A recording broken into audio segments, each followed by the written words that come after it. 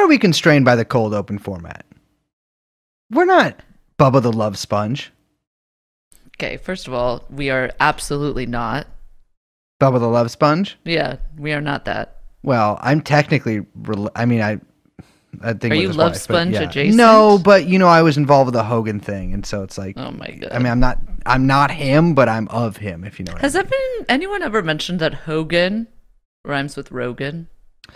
In what context would anyone mention that? I don't know. I just thought of it. Wait a minute. Here's the perfect time to announce this. We are announcing, after a 10-year multi-phase planning phase, that is sub-phases of the regular phase there, the TrueAnon road to Rogan. I need to go to Joe Rogan's house with Liz riding on my shoulders like two children in a trench coat and young Chomsky driving us in some kind of convertible. Also, our several unpaid interns serving as the wheels of the convertible. I want to go to Joe Rogan's house and see what kind of toiletries he has and get him on the pod. Yeah, let's do it. We don't want to go on Rogan's show. We need Rogan on our show. I wonder if that's possible.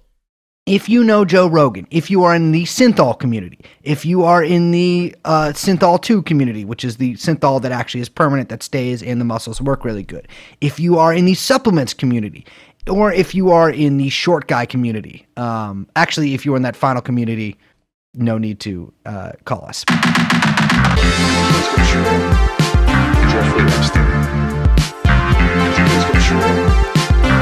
Jeffrey Epstein.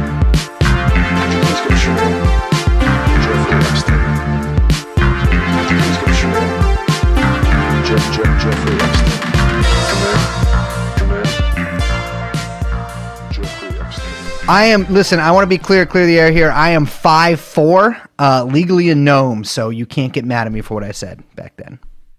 I have no idea what you're referring to, but I will say I affirm and agree with you. Okay. Hello, everyone. Hi. My name is Liz. My name is Belly Button Belden, named after the height I come up to on most average-sized men. By the way. And we are, of course, joined by young Chomsky. And the podcast is called TrueAnon. Liz, hello. Hello, Brace. How are you doing? I'm doing good. I'm actually doing fantastic. No, that's a lie. I'm just doing all right. Yeah. I am pretty angry. At what? I had a whole lot of things. I have to say, was doing a bunch of reading for the episode today. You and I were talking. And, man, nothing gets my blood boiling like talking about the way the U.S. interferes in Haiti. It really, there's something about it that just... Yeah. It's real heartbreaking and infuriating to read about. I'll 100% agree with that. I mean, doing the research for this episode, I think I've read about as much as I think I probably read a little more on Haiti than some people. But I've read Black Jacobin. I keep up on this kind of stuff a little bit. But really getting into the granular details of this stuff it's fucking heartbreaking. I mean, my God, it's the way that the international community has, and we talk about this in the interview, essentially stripped Haiti of its sovereignty, and really Haiti has never been granted sovereignty ever since they declared themselves independent from France. It's just like it's incredible. Yeah, it's real infuriating stuff. We should just get into it, I think. Because we got an interview. There's no intro we can do that will do this interview justice. We should just get into it.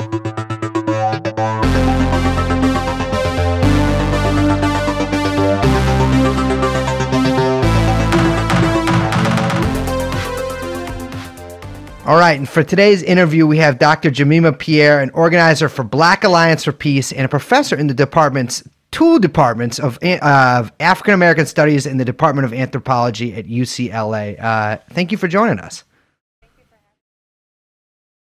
Yeah, I think we should probably just start with current events because we brought you here to talk about Haiti, and Haiti is once again in the news for most the only reason it's in the news in America, which is that there are protests, there are images of burning cars and, rioters and stuff like that, with not a ton of backstory given to those images. And if is some backstory, it is very superficial. And so I'd like to ask, what is the story with the current protests? Why are people protesting? How long have they been protesting? And what's the story? Okay, so on February 7th, right, 2021, the 5-year term of the current president, Jovenel Moïse, was set to expire. He has refused to step down. And in response, political parties, oppositional parties, student groups, Federation of Lawyers, workers, everyone has been protesting, demanding that he step down. And the thing about this is people are calling it a constitutional crisis, but there's so we have to understand what that means and why Moïse thinks he has one more year, and everyone else, Moïse and the Western governments think that Moïse has one more year, and everyone else, including the Haitian Constitution, says that his term is over. So, according to the Article 134.1 of the 1987 Haitian Constitution, which is the one that Haiti uses, says the 5-year term of a president begins and ends on February 7th, following the date of the elections. Right. However, Article 134.2, which is the next one, says that even if there are delays in the election, the president-elect enters into his functions immediately after the validation of the ballot, and his mandate is considered to have commenced on February 7th of the year of the election. So in Moïse's case, since the initial election was validated November 2016, after a lot of delays and irregularities and problems with the 2015 election, his term, according to the Constitution, began February 2016, not February 2017. So members of Haitian civil society, including the Haitian Bar Association, Haitian Bar Federation, have argued that since his term began in 2016, it should end 2021. Moïse instead, right, has rejected this argument, claiming that his term in office ends in 2022. Now, it's important then to step back and understand why Moïse, is arguing this. First of all, why he can get away with just saying, I'm not stepping down, despite protests, but also how it is that he came to power, because it's just as important that to know that Moïse does not have the mandate of the people. So before I do that, though, I have to say also that Moïse has been ruling by decree since 2020, where he dissolved parliament. Right. And then with the judges that went against, when the Haitian Bar Federation went against his say that his term was up, that he would have one more year, he basically fired all the judges and basically replaced them. So he's basically running by decree after decree, and there's no parliament, there's nothing going on in Haiti.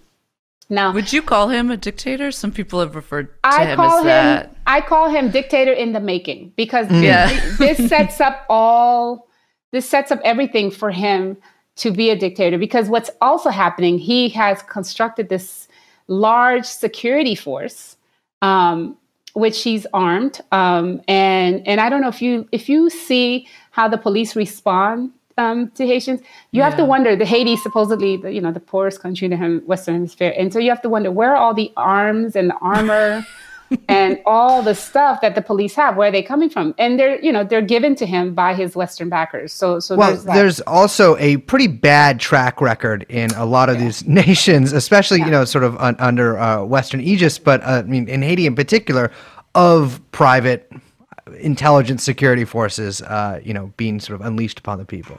Right. And being armed. Right. And these are not. And so he created his own private force, but it's also the U.S. and the OAS and Canada are the ones that actually help, basically help pay for the reviving of the Haitian military and reintegrating a lot of the military into the Haitian National Police. So the U.S. funds the Haitian National Police. So there's that. But the Moïse has never been popular. So these protests are actually not new. So you have to know that he was unknown until 2015 when he entered the political arena. And he was handpicked by his predecessor, who was a, if you think about Uganda and Bobby Wine, by Michel Martelly, who was also a popular singer, and but who was also a right-wing popular singer and a Duvalierist. I don't know if you guys know about the history of the Duvalier. So Michel Martelly, Papa and Baby Doc, right? So Michel Martelly handpicked Jovenel Moïse, but Michel Martelly presidential election was also handpicked. He was handpicked by the U.S. government, and this is what we have to know. And this is under Obama, right? So we see the consistency of U.S. policy towards Haiti, no matter the administration, right? Because George Bush deposed the elected president Aristide, right? And then Obama installed Michel Martelly. And then you have now Trump maintaining Moïse and helping to install Moïse. And now you have Biden supporting Moïse. So this is a consistent policy, right? Biden said Moïse will not be out, will stay in power until 2022. Which is why he's emboldened, right? And so that's the other thing, right? So Michel Martelly was hand selected by the Obama administration. And if you read the WikiLeaks files, it's clear, right? So for example, so there it was the earthquake, the devastating earthquake that killed hundreds of thousands of people, and it was the year that the election was supposed to occur. And the government was like, well, we don't have the means to do the elections. We need to take the time. So the U.S. was forcing them to do elections because they wanted to install who they wanted. They had taken over airspace. By this time, there were thousands of military from the U.S. and Canada and France and Haiti. So when President Préval, back then, he was elected popular. When he said no, they flew in, Hillary Clinton flew in, the core group, and basically said, the leader of the core group, which is another group we can talk about, basically told him, and this was in WikiLeaks, the WikiLeaks file, that we have a plane for you outside, and we'll give you 48 hours to leave if you don't if you don't let this election go the way we want it to go. Yeah. At which point, Préval responds and said, well, I'm not Aristide, I'm more like Salvador Allende, which is amazing, right? So, yeah. But the point of it is that what they did was so when the elections happened, very low turnout. The OAS came in, OAS monitors, and the U.S. paid $38 million to force these elections, and they basically removed the name. There were all kinds of irregularities. And there's a former OAS member Ricardo Stefanis, who's a Brazilian professor and was a representative of OAS, has a book that details how it is that OAS basically changed the votes at the different ballot stations. And even when they tried to change the votes, Martelly came in third place. When Martelly came in third place, there was a runoff. And so they demanded that Martelly be put into second place to run the elections. And they demanded that. And so that's what happened. So Martelly became president with under 20% of the votes, right, of the people. And it should mention, too, that Aristide's party was banned from running in that election. That's that's the most popular party, right? Yeah, completely banned. And that's the U.S. and the OAS as well. So the most popular party was banned from running the elections. You're absolutely right. And then they handpicked this musician who, the truth is, a lot of us know was not even a Haitian citizen, right? He was a U.S. citizen living in Florida. And a few days before the elections, apparently they found his Haitian passport, right? So so we have to really think about it. But we also have to wonder, why is it that they can get away with it? They don't even hide it, right? When it comes to Haiti, it's so blatant. And they can get away with that. I would say too that I think them making it blatant is also part of the point, right? It's like that sadistic edge that it's like showing you it's insult to injury to make a point. Exactly. So this is how Martelly came into power, and immediately he restarted the Haitian army, which was banned under Aristide because it was so notorious for its brutality, because it was the army of Baby Doc and Papa Doc. And the U.S. helped fund that. The U.S. also helped fund reintegrating, and I have all these WikiLeaks files, right? Talking about how we're going to integrate these former military officials into the Haitian police and so on. So when Moïse comes into power, his mandate is even less than Martelly, and people did not want him at all. So they were protesting. And I write about this because the protests today are today. But before that, in 2017, there were massive protests and strikes all over the country because the IMF was trying to cut Haitian oil subsidies because Venezuela had this plan with Haiti. Petrocaribe. So now you see the connection between Haiti and Venezuela. And I have to say as an aside, one of the reasons that Moise got Trump's support was when he recognized Juan Guaido over Maduro, which really scandalized Haitians. Haitians love Venezuela and they love Hugo Chavez, right? Could you explain for our listeners what Petrocaribe is? Yes. Or was, rather, I guess? Yes. So, and Petrocaribe is really what turned the U.S. government against Preval, the previous president. Because in 2005, Hugo Chavez, when oil prices were high, Hugo Chavez created this Petrocaribe initiative that would benefit Caribbean nations with Venezuelan oil, cheap oil.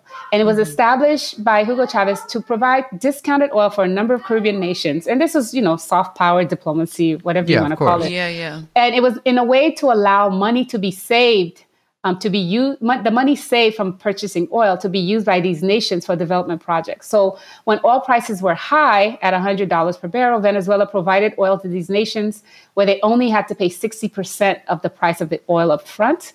And then they were allowed a 25-year delay in repaying the total bill at 1% interest.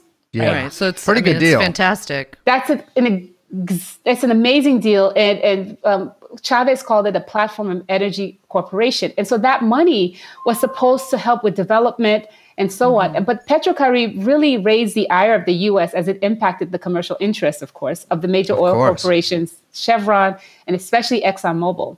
And so what the WikiLeaks cable revealed is that Haiti's participation was a constant point of contention for the U.S. relationship with former President René Preval. But in 2017, investigations by the Haitian Senate revealed that Michel Martelly and then Moise, who came after him, basically stole $2 billion of the Petrocaribe funds. Like off the top, basically, off the top. Took all the money and was redirected to private hands, right?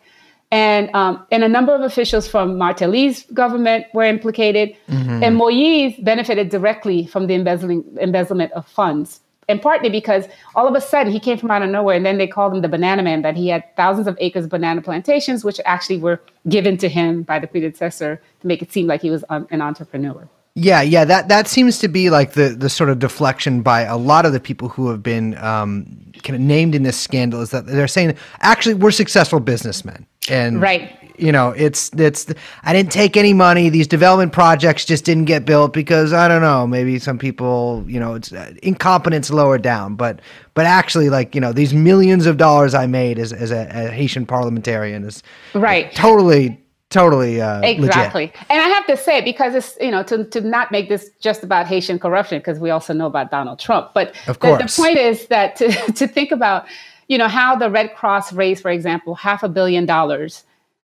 and built 6 houses. And we still don't know where those houses are. Right? Exactly. I still want to see those houses because I haven't seen them, right? So, well, the whole UN rebuilding. I mean, the thing Bill is, Clinton and his and stealing the money. The Clinton Foundation, all of their buddies became rich off of Haiti, and that's billions and billions and billions of dollars. It's funny because that has in the past, it kind of started a little bit before Hillary Clinton's run, but it suddenly anyone who wanted to look into.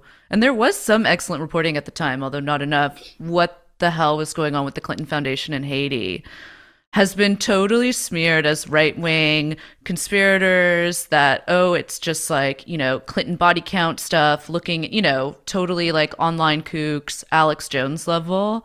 But the amount of corruption that happened post-hurricane in the wake of the earthquake in the wake of the hurricane in Haiti is incomprehensible. I mean, it's a fucking horror show. It is, and that's why it's important to focus on Moise, but I don't focus on him as the ultimate boogeyman, right? He's not the reason that all of this is happening, right? He's a symptom of exactly. He's a symptom of a very big corrupt problem. So, for example, when Martelly came into power, the other thing is Haiti has like billions of dollars of oil, millions of dollars of oil that they know exists there. About, a really big, comparable to Venezuela, which has the largest deposits of oil. Yeah. So think about that, right?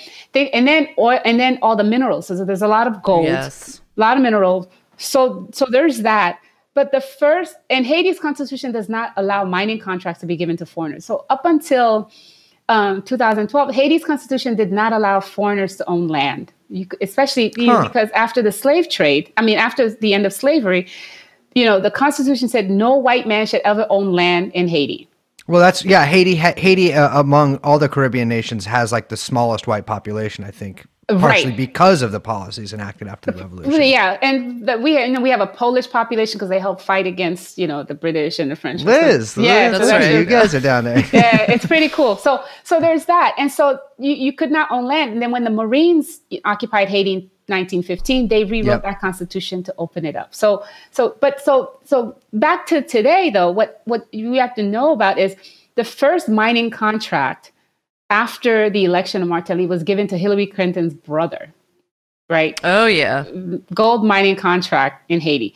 And Clinton made so much money that the first thing he did with that recovery fund was have 2 hotels built. So that one hotel is still in Haiti, right? So it's like investors. Mm-hmm. So he basically got in cahoots with the elites. And there's a vampiristic elite in Haiti. And, and mostly from, it's a Levantine and European elite. So that's the other thing. I don't know if you've seen the picture of the elite. They're from the Middle East. And then they're from Italy and they're from France. And so there's a group of like 12 to 15 families that run all the businesses, that own the ports, that work in cahoots with, these international organizations and to fleece the country.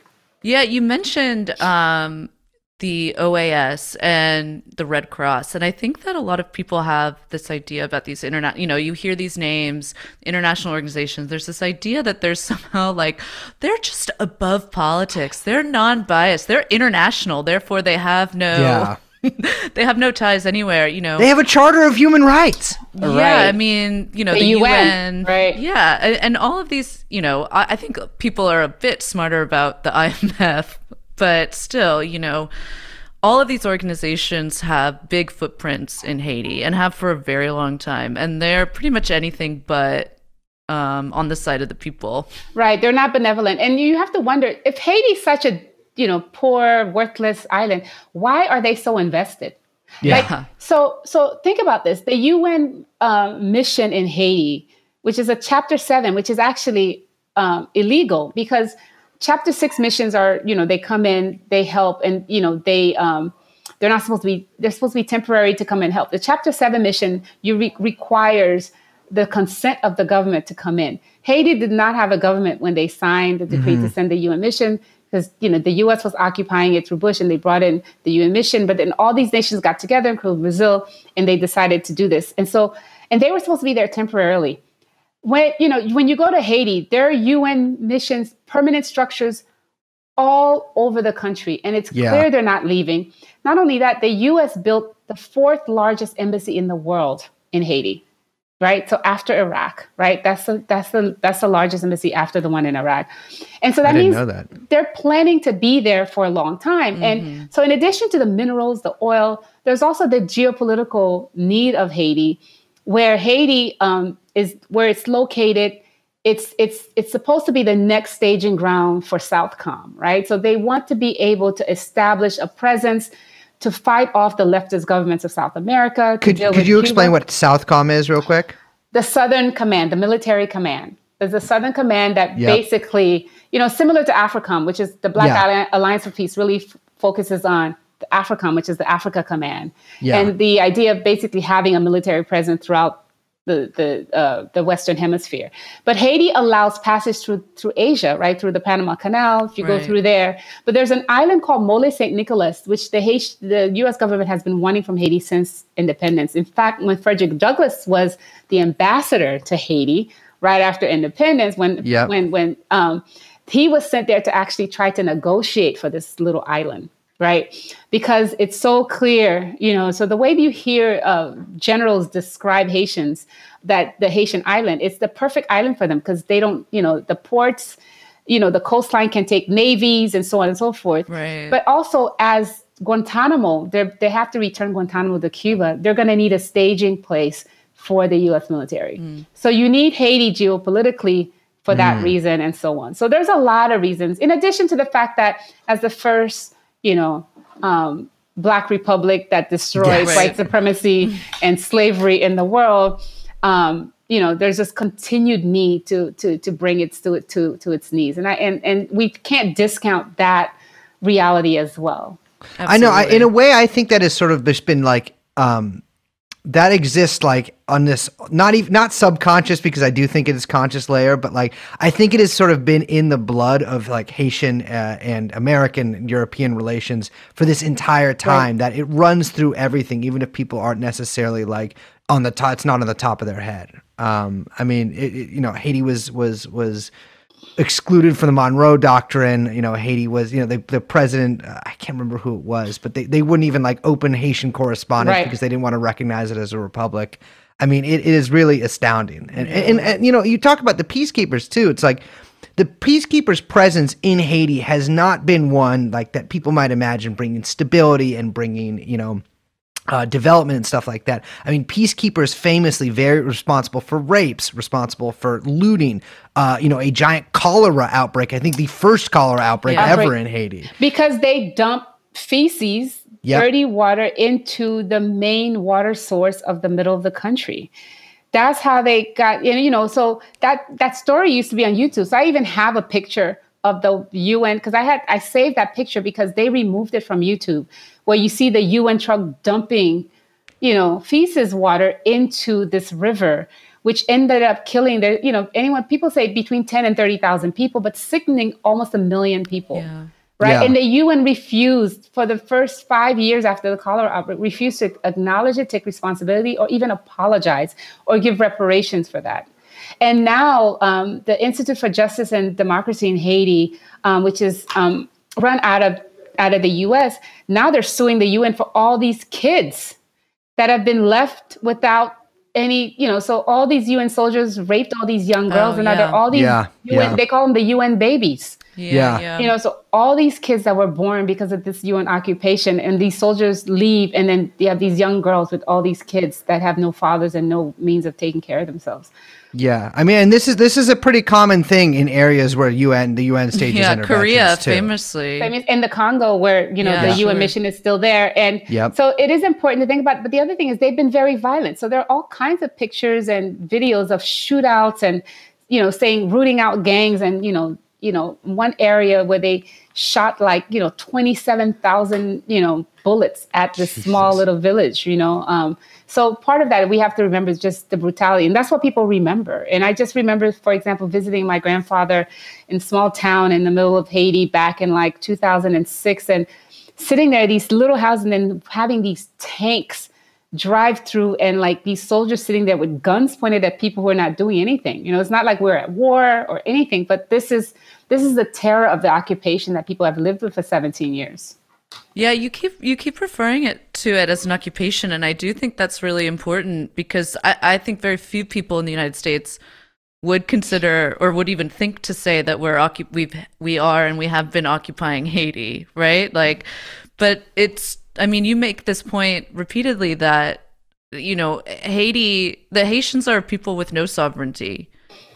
That they are an occupied nation, and it's really the only way to think of U.S. intervention there over the past 20 years. Yes, and U.S. intervention has really changed, right? Because the way that they, for example, would do Aristide, because the way they got rid of Aristide, I have an academic article that actually lays out this timeline and how it is that the soldiers landed, and we have a plane, you need to get in here right now, we're taking you out. So they used to do that, but now they can fix elections, handpick, and put people there.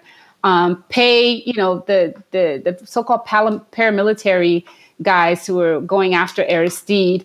The guy, he's now in U.S. prison because now that they no longer have use for him. Yeah, drug runner. But they were paying him $800 a month. That's it. It's cheap to hire people who are poor, right? Paying him $800 a month and giving him arms and training him in the DR, right? And but the point is, there's a United Nations that took over in 2004, July 2004, after the coup d'etat. And with that came, in addition to the 14,000 people, soldiers, police, staff, came a group, the OAS organization, or representatives of the Organization of American States, and something they called the core group. Right. So can you explain the core group? I would love to know what this core group is, because it's an unelected group of foreign powers. Yes. So you can look up whatever something's going on in Haiti, the core group releases a statement. Yeah, I saw that. There's like a series of statements. Every sort of election or any basically anything that happens in national politics there, the core group puts out a statement. Right. Which, of course, the Haitian public are waiting with bated breath for. Exactly. Right. So the core group basically is a group that came together on their own, and they, in all they're an overlap of representatives of many countries' embassies: Brazil, Canada, France, Germany, Spain, the European Union, the US, the United Nations, and the Organization of American States.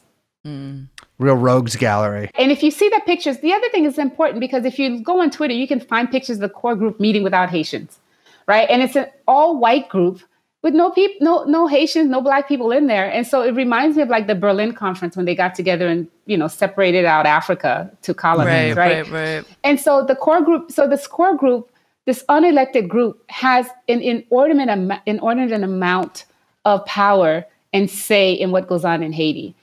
But because they have representatives from the EU, from the OAS, from the UN, they work in tandem. So I don't know if you noticed, once people started protesting before February 7th, then the US released a statement, then the OAS released a statement, then the core group released a statement, all saying the same thing, that, Moïse will have elections and a constitutional mandate, which is he's trying to rewrite the Constitution. That's the other part, right? Classic. Right. And so we will allow that. We will follow the rule of law and allow that to happen. And his term ends February 7th, 2022, which means that once they did that, Moïse then felt bold enough to just stay in power and do whatever and say he's not leaving. Well, because he's got the backing of the international community at this point. International community, right. Exactly. And that really is a go-ahead, especially, a statement from the United States, is you can kind of run wild with that. Right. And that has been like, I think people have this dim or sort of, again, like I'm sure very well that Haiti is not very well reported on, or often reported on in the U.S., or a combination of both.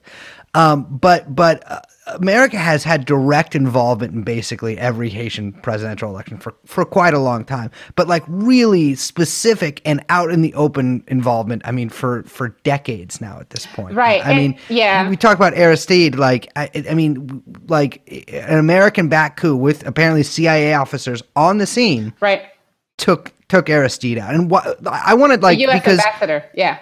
Exactly. And like people might not be super familiar with him, but he is, as far as I know, Haiti's only like popular democratically elected leader. And after his win, because they were shocked because their handpicked person, he came from out of nowhere. Yeah. And won with 70% of the votes in the first. A social democratic politician. Yes. And he wasn't even a politician. He was a priest.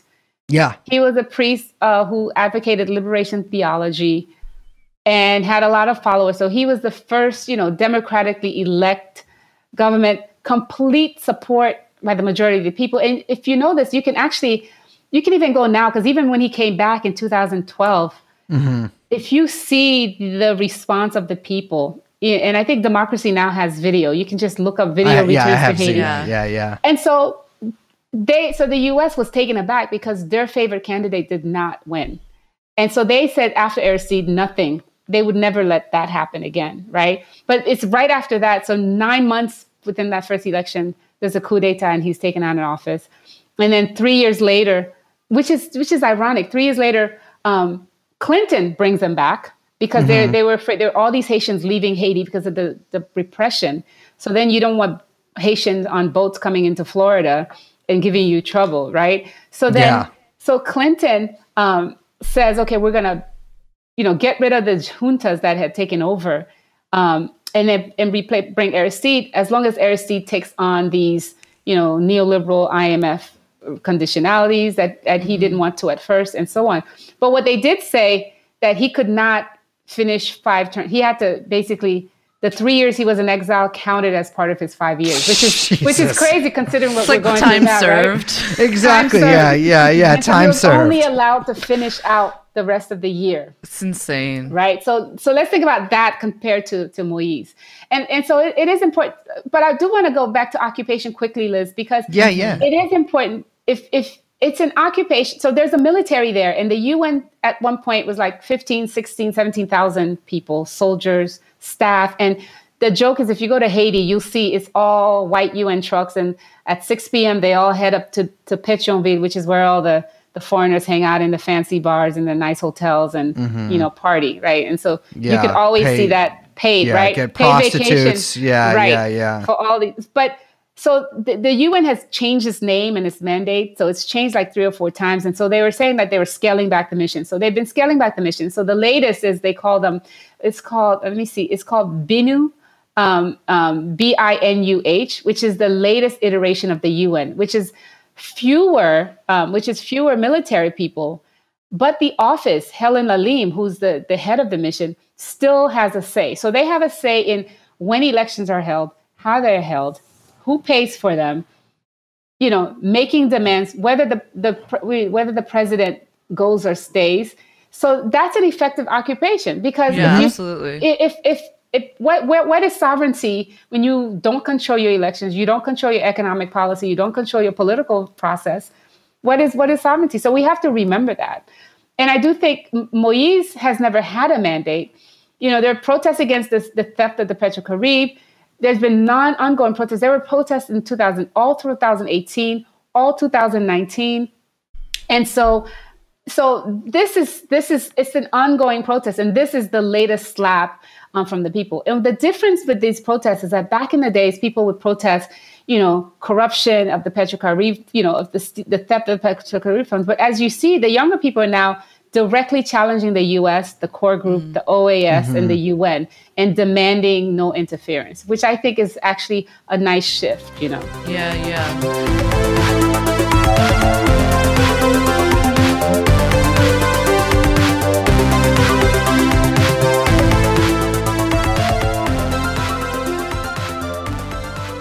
You mentioned really briefly, the DR, the Dominican Republic, and I'm wondering if we can, I want to highlight them for a second because also their relationship with Haiti is pretty unique historically, and the U.S. has kind of used them for a lot of historical necessities, I guess. I'm trying to think of a funny way of putting it, for their activities in Haiti. And I mean, recently is no different, no?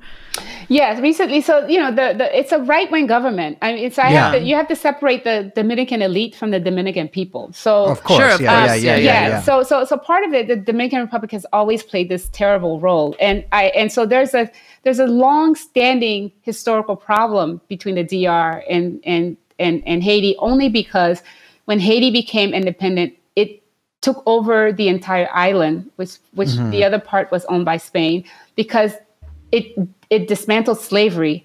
And it said the only way it can stop slavery from continuing is to basically occupy the entire island. And so it freed the Africans and so on.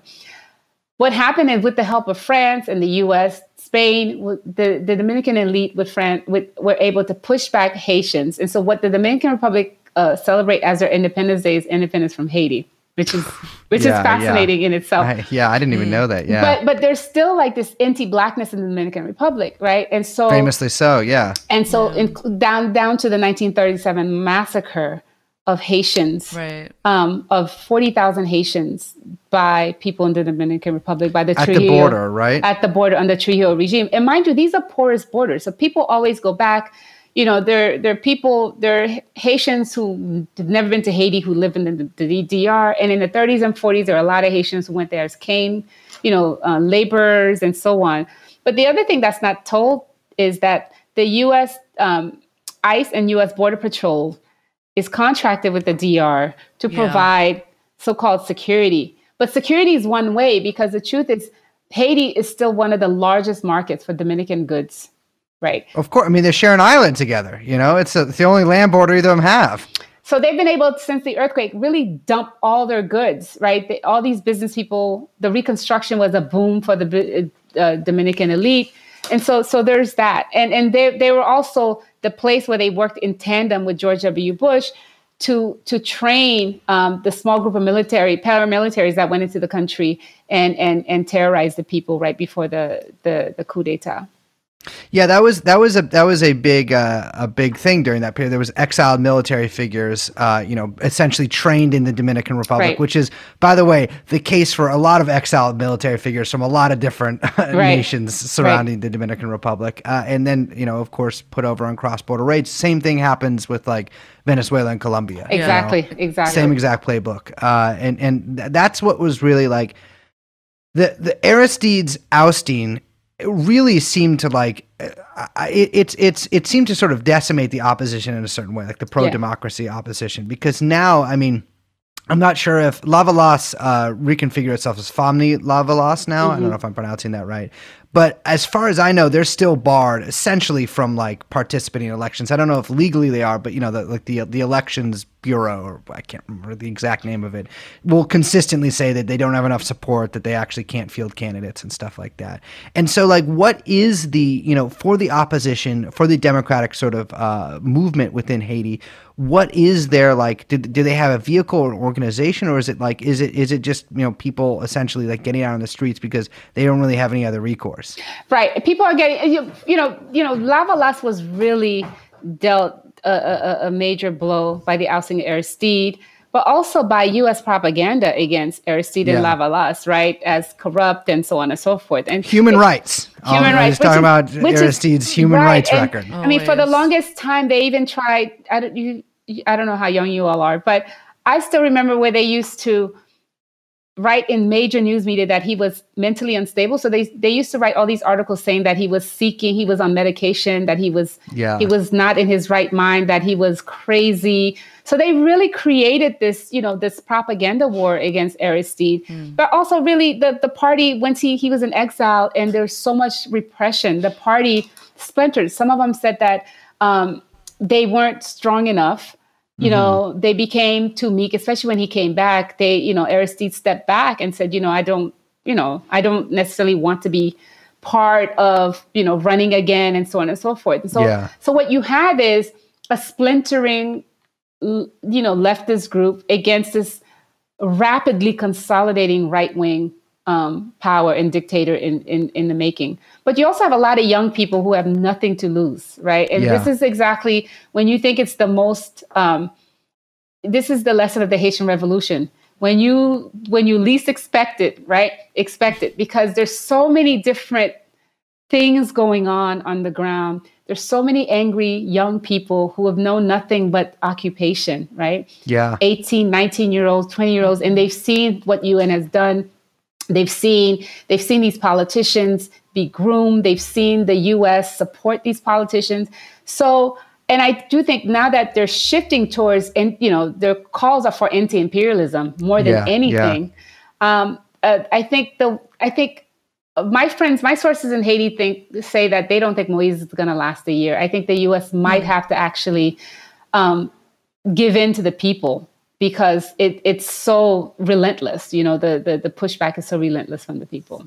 Yeah, I know. It seems like these protests are gaining strength as they go on. Like, I know that February 7th apparently did not see like a ton of people out on the street because they figured, maybe he'll step down. We'll see what happens. And then every weekend since then, I mean, they've been gaining thousands and thousands of people. And then there's a huge one happening on the 29th, because that's when the Constitution under Aristide, after they got rid of Duvalier, that's when that Constitution was ratified. And so that's the biggest, and that one is going to be international. So, I don't think these people the truth is these kids have nothing else to lose. And, the only way he can respond is through repression. But I'm not sure that will work the same way it has the past 5 years. Yeah. There's a really good Aristide speech that I've read that talks about using the Constitution as a weapon, which I think would be applicable in this case. Which is why they're trying to rewrite the Constitution. But yeah, exactly. I mean, that's what I mean. That's what they sort do. of what they serve as. Yeah. Exactly.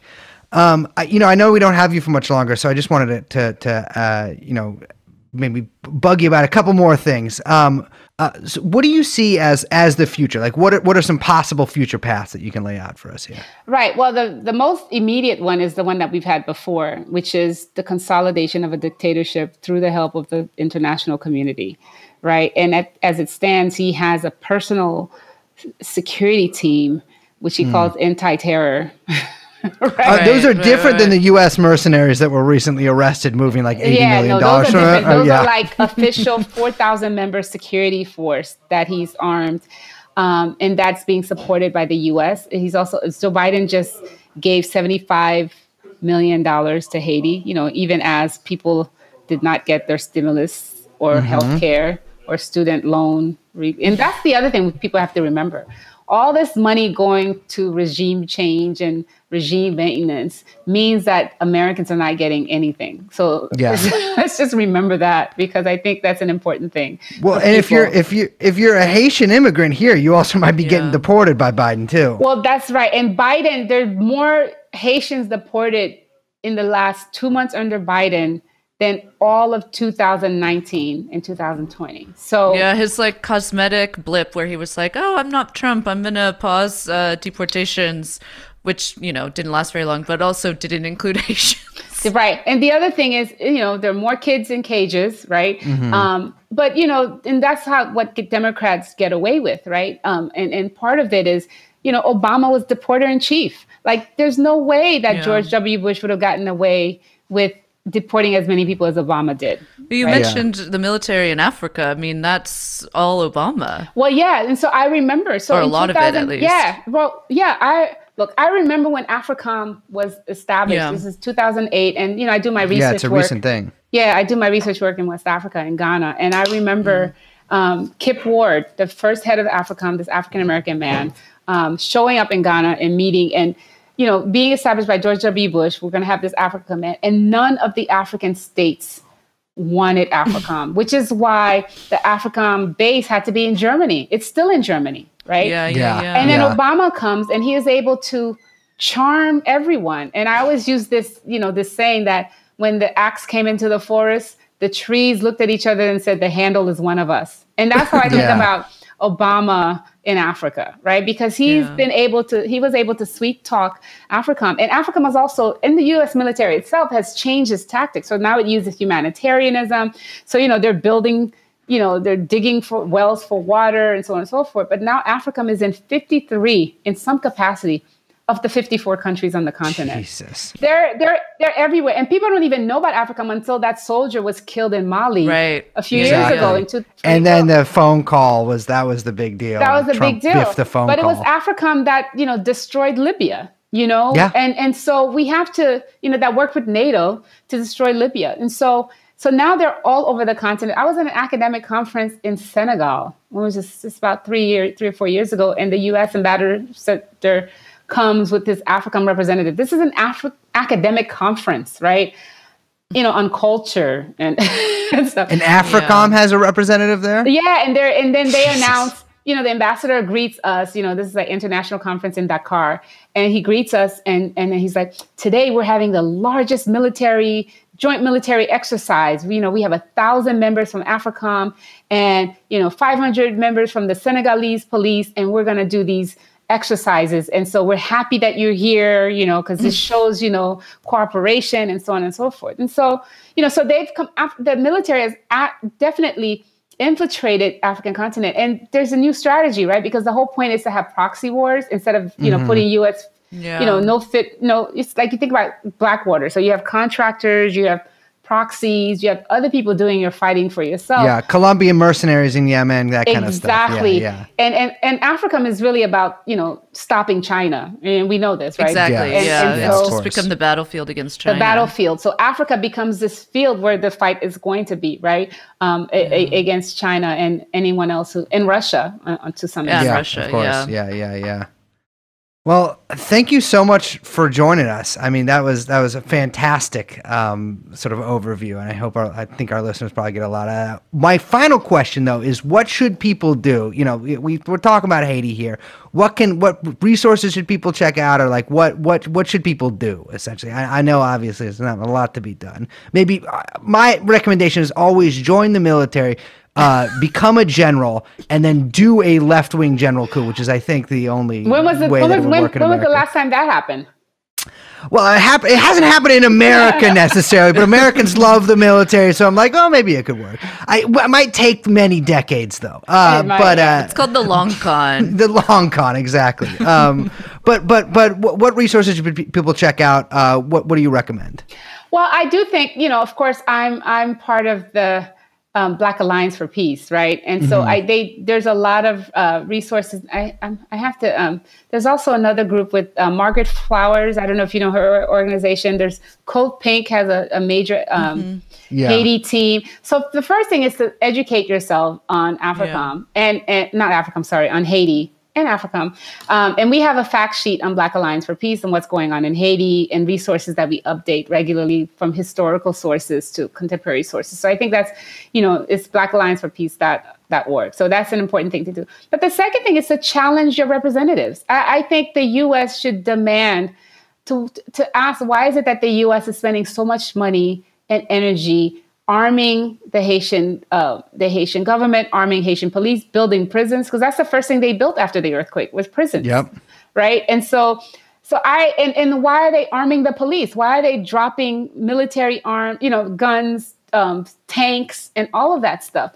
And I do think asking your local representatives why they are in Haiti and telling them that they need to get out and is important. And also asking about stopping the deportations. Right. Yeah. Of Haitians. So I think there's a lot Americans can do to challenge their government. It might seem like it's worth nothing, but it is important. You send that letter, you send that email to your local representatives. And if we get enough of those, people will actually have to have a conversation about what's going on. But the first thing is to really understand the history of Haiti, understand that what you see in the media, the only time Haiti shows up is when there's violence, and know that's a long history of racism when it comes to that country. And so just remember that and learn about Haiti and then go from there. Well, thank you so much. Really appreciate you joining us, Dr. Pierre. And hope to talk to you again sometime. All right. Thank you. Nice talking to you all. Good to see you. Take good care. Bye-bye.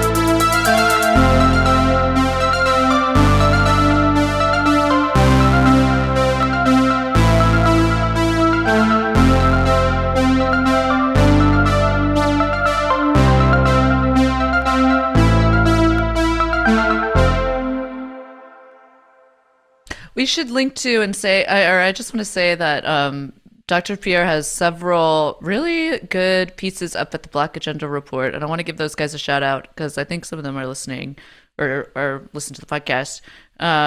They're also a great, fantastic resource for reading about news coming out of Haiti. People talking about political possibilities, left-wing organizations in Haiti. And then they do great work, so I want to give those guys a shout out. Yeah, and there was so much we couldn't even cover in this. I mean, there's basically an epidemic of kidnappings related to the government as well in Haiti. People being kidnapped for the sum of like $10 million, but it's really just about splintering the Democratic opposition or arresting them, but extrajudicially. The whole thing is just a fucked up story. And it's funny is because you hear all these people talk about like the UN occupation of America and all this stuff. Like Haiti is what like a UN occupation of a country in the Americas actually looks like. Yeah, absolutely. Well, on that cheery note, my name is Brace. I'm Liz. We are, of course, joined by our producer, Young Chomsky. And this has been TrueAnon. We'll see you next time. Bye-bye.